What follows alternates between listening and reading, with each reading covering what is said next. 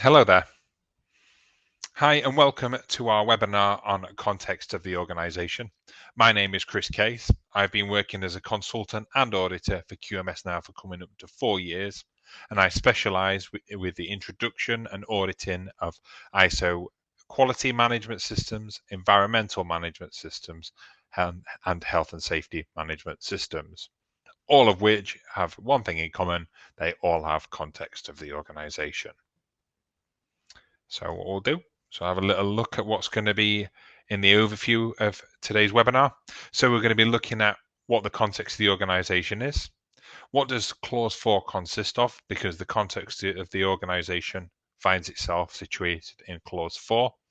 What does clause 4 relate to the rest of ISO? And we'll talk about its relationship with the other clauses within the standard. And then we'll go into details. We'll have a look at what internal issues are, what external issues are. We'll look at some tools of potentially implementing to help assist with reviewing and identifying any internal and external factors. And they would be a pestle analysis and a SWOT analysis. We'll also have a look at name and interested parties. We'll look at the business scope. We'll look at the management system itself and its processes, and then at the end, we'll ask any questions. So throughout this webinar, if you do have any questions, you'll see in the bottom corner that there is a question button for you to click on. If you just type that in the chat, fire the question away, they'll all be moderated, and I'll be able to hopefully put them on the screen at the end of the webinar. Okay, let's begin. So introducing clause 4. So clause 4 is the first real auditable clause of any ISO standard. The majority of the information starts at clause 4 because clauses 1, 2, and 3 are either referenced elsewhere within the standard, or they are terms and definitions, and they are normative references and the scope. But we'll start at clause 4. So what is clause 4? So clause 4, as you can see down at the bottom there, forms part of 4.1, 4.2, 4.3, and 4.4. And that's understanding the organization and its context, understanding the needs and expectations of interested parties, determining the scope of the management system, and then we're going to have a look at what the management system is and what its processes is. But the context of the organization is kind of your business environment. It's kind of planning the business. So it's looking at any internal or external factor which may have an impact on your business, and how we can look at putting controls in place or identifying certain key factors in which you could identify these external contexts. And it could be anything. It could be legal, it could be environmental, it could be political. The list goes on, but we'll delve a little more deeply into that as we go further through the slides. So before we go into a little bit more detail around clause 4, what we need to do is really look at how clause 4 feeds into other sections of the standard. So these are actually some other clauses within the standard, which clause 4 does feed into. So we've got clause 5.1.1, which is leadership and commitment. The relationship it has with that is leadership need to be involved within the context of the organization. 5.2.1, we look at policies. So once you've identified some of these internal and external factors, you may very well put policies in place to address them. 6.1.1 talks about risk and opportunity. For me, this is one of the key areas of what clause 4 feeds into, and I think it's the main purpose of clause 4 is to identify what potential risks could be brought into your business, but we'll get into that. And then 9.3.1 is any changes in any external and internal issues that need to be taken into consideration. So it's part of your management review process where you need to review that. So we'll just start crack on with that then. All right.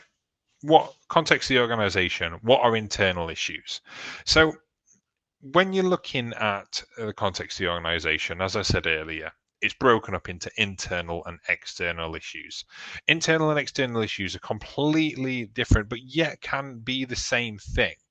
When we're looking internally, we're looking at things like an aging workforce. We're looking at the building, the environment. We're looking at potentially access to the building. We're looking at whether there's any potential risks within the business. We're looking at assets, resource. We're looking at it literally could be anything. It could be in the past, I've had to deal with certain situations related to toilet access, to disabled facilities. It all forms part of any internal issue that you would have as a company. Knowledge, training, strategic direction, and employment practices.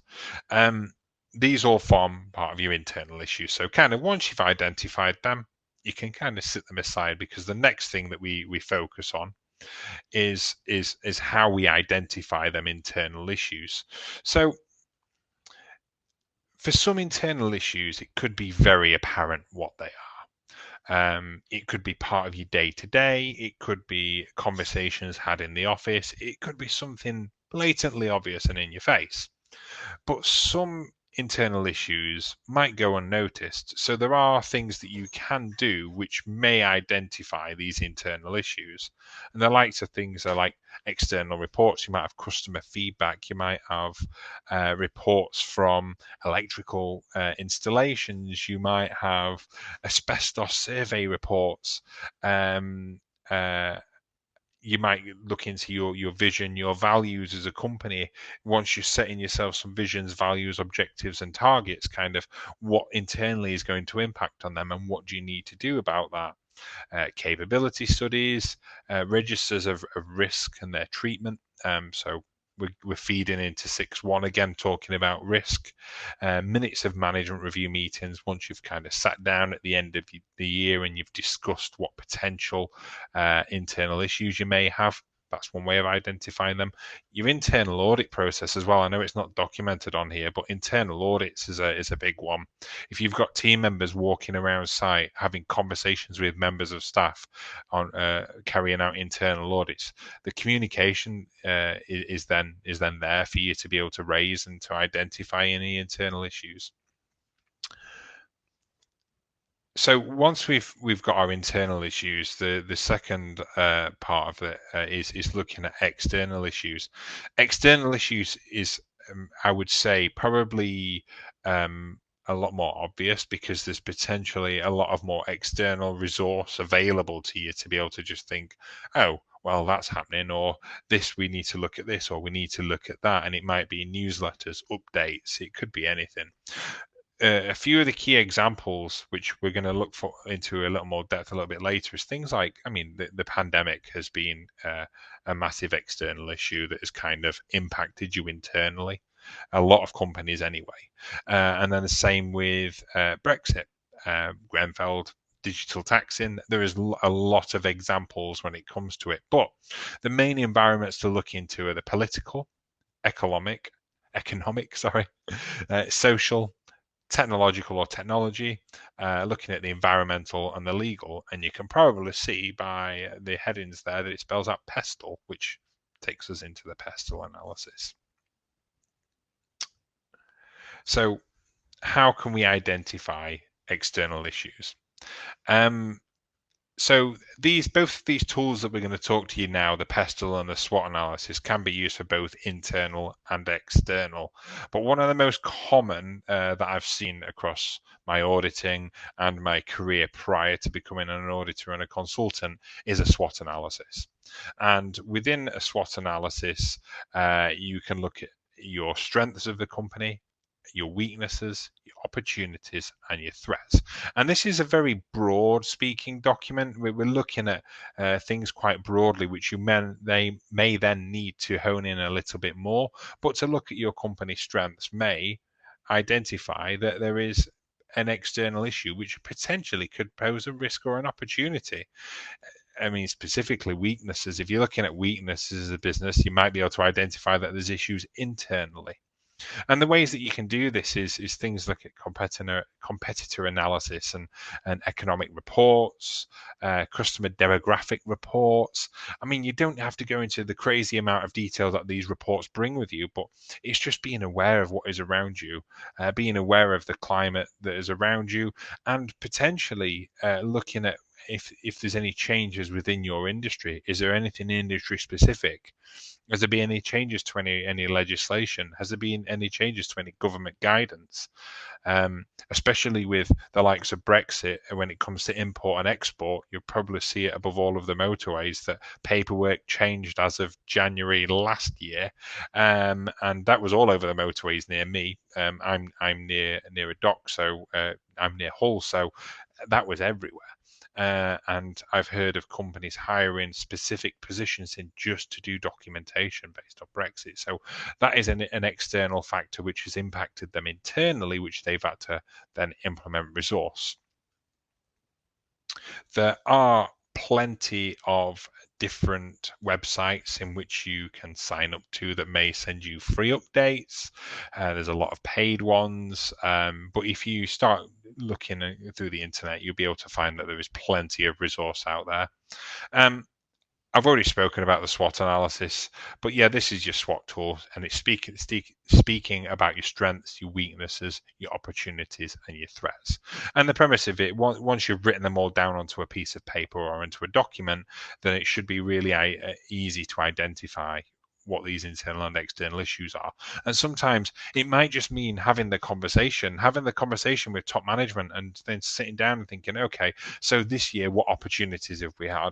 Okay, so we saw that there were them opportunities, but we didn't quite meet them. And the reason for that is we've got a staffing issue. We've not got enough staff. We've lost a lot of staff, or we've got a lot of staff members that aren't trained within that area. Is there an opportunity for us to go into a different field? Well, if we go into that a different field, what do we have to do internally to be able to achieve that? So half of the time, it's just sparking the conversation. And one of the things I'm going to say before we continue is this isn't a documented requirement of ISO. It is a requirement of ISO for you to be able to go through and identify and put plans in place and review any changes in any internal and external interested parties or contexts. But to implement documentation is an easy way of one, achieving it, and then two, it's easier to review going forward. But the majority of the audits that I've been doing over the last couple of years, having an opening conversation with a client, discussing what their internal and external factors are, just asking them how business has been for the last 12 months. And I can guarantee that they will probably bring up the pandemic, and they'll probably speak about furlough. And these are all internal and external factors that affected a business. And it's just looking at, if this was to happen, what would we do going forward? And we appreciate that not everybody has a crystal ball to be able to predict the future, but there should be some level of awareness within your industry. So I know I may have mentioned these previous, but three of the biggest things that we've been talking about over the last 24 months now have been these three: is Brexit. Brexit being number one. It was all of the talk 2 years ago, right until the pandemic. There was a lot of instances where I've seen organizations and companies purchase large amounts of stock, because I think it was it March 2018? 2019. I can't remember if it was 20. I've forgotten the date, but it was March when we were originally we was going to leave the European Union, and the amount of companies that prepared for that, for it then to be postponed. Obviously, the cost implications, the storage implications of stock, it brought on a lot of issues within itself. But Brexit is a very big example and an ongoing example of external issue. Number two hits quite close to home to me, because it's one that I've personally had to deal with myself as a quality manager, and it's Blue Planet. So, and one of the end of the New Year's episodes of Blue Planet, David Attenborough did a 15-minute segment on the levels of plastic pollution in our oceans, based on footage that you would gathered through the filming of the Blue Planet, and that has completely changed how the majority of this country look at single-use plastics. I was working for a plastic manufacturer at the time, a plastic recycler, and this was big. This was big for us. So I'll go into a little bit more detail about how that's impacted companies in a little bit. And then example 3, COVID-19. I don't think I need to say any more on that. There's companies that have been affected negatively and companies that have been affected positively, the likes of Amazon. But some way or another, it has an impact on pretty much every business. There we go. So the Blue Planet effect, so we'll speak about it a little bit more. So just off the back of that episode on January the 1st, 2018, the BBC announced its intention to ban single-use plastics by 2020. I've not checked whether they've done that, but that's a pretty big claim. In April 2018, the British government announced that they'd be considering a national ban on single-use plastics. I don't think that has happened yet, but I've noticed that a lot of supermarkets have turned around and have claimed that their own branded items are going to be changed. I know that they have launched supermarkets within the country that are completely bagless and containerless, that you take your own containers and fill up at machines. Things like soaps, cereals. So these have all come off the back of this. The fact that everyone probably has a big old carrier bag under their sink full of carrier bags ready to take shopping is another thing that's happened. And a reduction in plastics in general. I'm a lot more conscious now, and I know that a lot of people probably are. Also, it was reported that the Queen's decision to ban plastic bottles and straws across the royal estate was partly due to a response to this documentary. So that's just a few. And I have another example here of how an external factor like that could impact your ISO. So me and two of my other colleagues, Claire and Dan, we sat together and we discussed kind of, well, how could something like Blue Planet affect an ISO management system? Because it's all good to say, well, actually, it sits in clause 4, but how does that impact the rest of your management system? And hopefully this is going to shed a lot of light on that. So what I've done is if I go back to when the plastics was a large thing, everyone was talking about it. Everyone had a public outcry for the reduction of plastics and especially plastic straws. I know that the likes of McDonald's, Costa, and a lot of fast food places were quick to implement a paper straw. And I don't know if anyone else has drank a milkshake or a frappuccino or an iced drink through a straw. You need to drink them fairly quickly, because if not, they turn into mush. And the public were not happy about that, and they wanted the plastic straws back. So what we're going to do is we're going to look at here at how that impacted. I've specifically looked at McDonald's, and we were going to have a look at hopefully the issue, and then how it feeds into a clause within the ISO management system. So first of all, McDonald's implemented a lot of new bins around their site and a lot of new recycling bins. That falls into clause 713, which is in your environment of processes. So that is about looking into your work site and the areas around it. They have more of a focus on their environmental impact. And I know that a lot of their vans state that they recycle their oils into biodiesel and things like that. So that itself there is an environmental aspect and impact, which forms part of the 14001 management system, which is the environmental management system.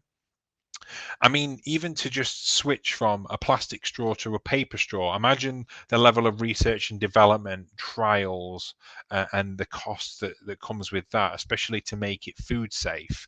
That's 8.3, design and development of their ISO management system.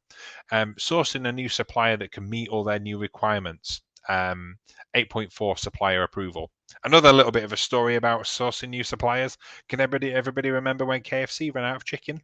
There's a prime example of an external factor that came off the back of approving a new supplier that they had not considered, that the new supplier could meet their demands. So there we go. There's another example. Trials and testing. So that forms part of design and development, and monitoring and measurement. And then customer complaints due to poor quality, which is what kind of kicked all this off. And that's non-conformity and corrective actions. So that's just from one tiny thing that one company changed, is the amount of impact it's had on their ISO management system. So does it affect your business? So we're looking into two more examples of how things could impact your business.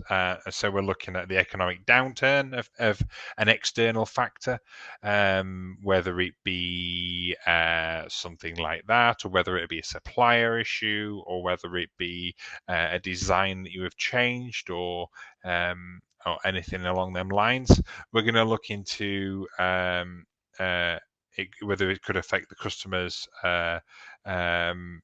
The economic downturn could affect your customers. So an external factor like the pandemic, are your suppliers still be able to supply? Are your customers still able to buy? These are all external factors, and I could see that there's a lot of companies and a lot of new companies within the last 24 months that started manufacturing hand sanitizer because that's the only way they could stay afloat, was to stop their production of what they were making, introduce a new scope of their management system, and start manufacturing something else. So that's another prime example. A cultural shift towards a healthier lifestyle means healthy food and drink is more important to customers. This means you have to change ingredients to your products and introduce clearer labeling. So I can't remember the name of the law or the legislation that came in. I think it's Rebecca's law or Rachel's law that came in recently due to the poor girl that died from an allergy at Pret. That's a big thing at the moment, or it has been within the last few months. But for example, customers and the general public's awareness of ingredients, of foods, of health benefits, of different diets. If you're a food manufacturer, that could have a massive impact on what you do. So it's looking at the clearer labeling. And this goes right down to even little cafes, the labeling needs to be there. So these are all external factors and changes in legislation that have had an impact on business. So that's 4-1. Luckily, 4-2, 4-3, and 4-4 are a little bit shorter, but interested parties. So, kind of once we've identified what these external factors are, then what we need to be doing is thinking, well, how are they going to impact our interested parties? And what is an interested party? It's anyone that has an interest in what you do. That could be anyone from your next door neighbor. It could be your suppliers, your customers. It could be the EA. It could be the HSE. It could be QMS wanting to come and audit you every year. There's a lot of parties that will have an interest in what you do as a business. And it's about identifying what their needs and expectations are. Once you've identified what their needs and expectations are, you might then be able to identify if any of these internal or external contexts could have an impact on them. And this is where I was talking earlier about the risk side of things. From that, then you should be able to identify if there's any potential risks there. And if there is, put a plan in place and set yourself objectives. So you can probably see how the flow of information works. But there you go. That is interested parties. The next section then is, once you've identified what the external factors are, you've identified what your interest needs and expectations of your interested parties are, then you would look at scope. So typically with these ISO management systems and setting up businesses is typically the scopes identified to start with. But what I've seen, especially due to COVID and over the last 2 years, is scopes have changed, just like I said, that the needs and expectations of interested parties have changed and external contexts have changed to the extent where the scope has had to change. And this is something that you can do. You can change scope. You can go on and introduce new products, new services. All, as I would say, is if you do have current ISO certification and you're wanting to change your scope, please contact your certifying body, which would be us. So if you would let us know, and then we can assist with that. Okay, so that is the scope. So you're looking at, within your scope, you're looking at it's basically a brief sentence as to what you do. So it's looking into what services or products you provide, how big is your organization, how complex is it, where's it located, how many staff, so on and so forth. But typically it's a brief sentence describing what you do as a business. So for example, the provision of domiciliary care or something along them lines. and the management system and its processes. So within this section, what we're looking at is what have you got that forms a management system. So with ISO, the 2015 standards, so 9014, the 2018 version of 45001, this year there's going to be the 27001 2022. There's all of the new standards. They all require none of them, require you to have a documented management system per se. But typically, with prior standards, it was awfully common to have a manual, to have a 100-page manual documenting exactly what you do at each point of your management system. That's no longer a requirement of ISO, but they're still very beneficial. So when we're looking at clause 4.4, we're looking at, well, what management system do you have? Do you have a manual? Do you have processes? Do you have policies, procedures? Do you have some form of CRM system? Do you use applications? What we're going to do is we're going to look at what your required and expected outputs are. We're looking at the sequence of processes and how they interact as a business. We're looking at roles and responsibilities, risks and opportunities. Basically, it's the whole of the standard in a bubble. We want to identify kind of what you've got in place and how you're going to utilize that going forward. And one of the key parts of 4.4 is identifying an adequate management system which is fit for purpose. So it's looking at that basically. Okay. Things that you may want to use if you have process flows, if you have HACCP studies, if you have any operating procedures, diagrams, drawings, anything that we could really document what management system you've got in place. And I believe that is it regards to context the organization. I hope it shone a little bit of light on kind of how it works. I think one of the key areas with the context of the organization is, even though it is just one small clause within the standard, the very first clause that is auditable, it holds a lot of information that you can really use through the rest of your management system, and it does really have a knock-on effect on different processes. So for example, within QMS, we identified that there is a link between the context of the organization and risk. So instead of providing manuals, now we provide processes, and one of our key processes, which this section falls into, is planning and risk management, and it covers clause 4.1, which is context of the organization, 4.2, which is needs and expectations of interested parties, 4.3, which is the scope of the organization, and then it goes to 6.1, which is risk and opportunity, and then it goes to 6.2, which is quality objectives and planning to achieve them. So there is a flow of information through, but as you can see from everything we've discussed, it doesn't take much, or a very small change could have quite a large impact on your ISO management system. So it's about being aware, it's about keeping your ear to the ground, and just being aware of any changes within your industry. So here, if you want to know about any more requirements for ISO, there's a link there. You can read more about clause 4 of ISOs.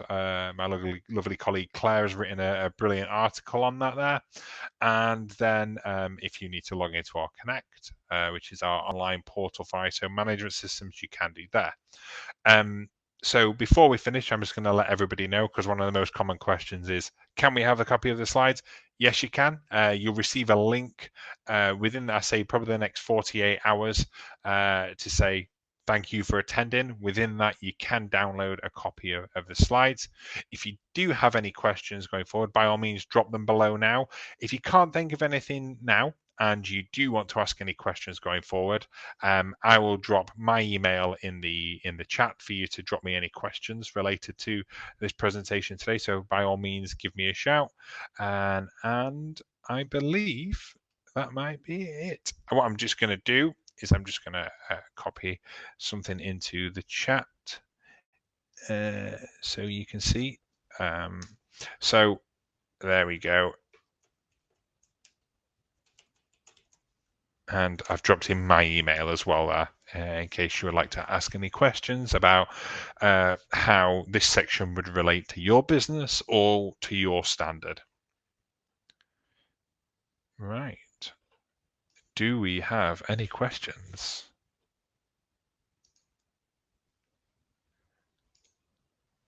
I don't believe we do. That means I've either done a really good job or a really bad job. I'll give you a couple more minutes just in case anyone wants to ask. No. Okay then. Well, hopefully that's been beneficial for you. Let me. No problem, Lisa. No problem. No problem. Like I say, if you do think of anything going forward, if there's nothing on your mind right now, by all means, just drop me an email. No problem. And good luck going forward. We do have templates available within our QMS Connect, specifically a SWOT and a pestle analysis where you can use them. So go and have a little look at that. And if you do want any more information on QMS Connect, drop myself an email and I'll be able to give you some more information on that. And if that is all, it's been a pleasure. Good luck going forward with your ISOs and all the best. All right. Cheers, guys. Thank you.